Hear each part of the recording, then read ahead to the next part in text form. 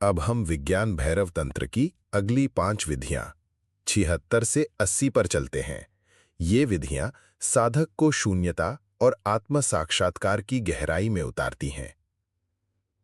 76वीं विधि, दृष्टि को निरंतर वस्तुओं पर भटकने दो, पर साक्षी बने रहो।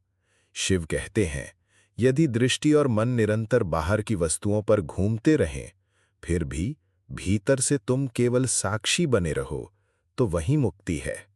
आध्यात्मिक अर्थ, बाहर की गतिविधियां रुकनी जरूरी नहीं, रुकना तो तुम्हारी अस्मिता को है। मनोवैज्ञानिक दृष्टि, ये माइंडफुल ऑब्जर्वेशन है। यहां डिटैच्ड अवेयरनेस आती है। तुम्हारे विचार और भावनाएं आते जाते रहेंगे, पर तुम उनसे जुड़ोगे नहीं। प्रयोग, रोज कुछ समय भीड़भाड़ वाली जगह बैठो।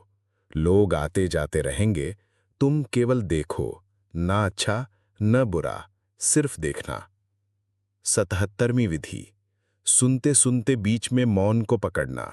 शिव कहते हैं, शब्दों और ध्वनियों के बीच जो अंतराल है, उसी मौन को पकड़ो, वही ब्रह्म है।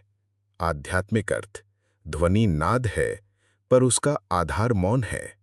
मनोवैज्ञानिक दृष्टि, जब हम गैप अवेयरनेस करते हैं तो नर्वस सिस्टम शांत होता है। ये पैरासिम्पैथेटिक मोड को सक्रिय करता है और गहरी शांति लाता है। प्रयोग, किसी भी संगीत को सुनते हुए सुरों के बीच के खालीपन को नोटिस करो। धीरे धीरे वही खालीपन ध्यान का केंद्र बन जाएगा। 78वीं विधि, किसी शब्द को निरंतर दोहराते दोहराते अंत में मौन अनुभव करना। शिव कहते हैं, किसी मंत्र या शब्द को निरंतर जपो। जब जप रुक जाए और केवल मौन शेष रहे, वही सत्य है। आध्यात्मिक अर्थ, मंत्र तुम्हें मौन तक ले जाने का साधन है। मनोवैज्ञानिक दृष्टि, ये मंत्र इंड्यूस्ड ट्रांस स्टेट है। लंबे समय तक दोहराने से ब्रेन वेव्स अल्फा और थीटा में उतरती हैं और वहां मौन अनुभव होता है। प्रयोग, ओम का जप करते रहें, धीरे धीरे शब्द खो जाएगा और केवल मौन रह जाएगा। 79वीं विधि, सभी दिशाओं में एक साथ दृष्टि फैलाना। शिव कहते हैं, दृष्टि को केवल आगे मत रखो, उसे चारों दिशाओं में फैलाओ, सब और एक साथ देखने का भाव लाओ।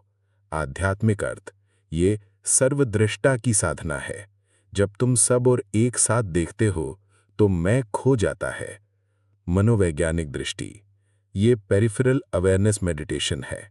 इससे विजिलेंस और रिलैक्सेशन एक साथ आते हैं। प्रयोग, खुले मैदान में खड़े होकर चारों ओर एक साथ देखने की कोशिश करो, किसी एक बिंदु पर नहीं, बल्कि सब पर। 80वीं विधि, बाहर के दृश्यों को सपना मानकर भीतर ठहरना। शिव कहते हैं, जो कुछ भी तुम देखो, उसे सपने जैसा मानो। जब बाहर का सब दृश्य सपना लगे, तो भीतर का सत्य प्रकट होता है। आध्यात्मिक अर्थ, ये माया भंग की साधना है।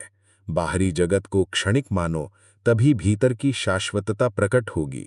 मनोवैज्ञानिक दृष्टि, आधुनिक मनोविज्ञान इसे कॉग्निटिव रिफ्रेमिंग कहता है।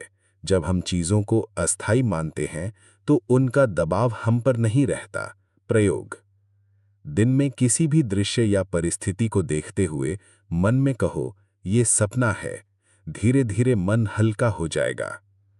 इन 5 विधियों से ये स्पष्ट होता है कि शिव हमें धीरे धीरे बाहर की पकड़ छोड़कर भीतर की स्थिरता में ले जा रहे हैं।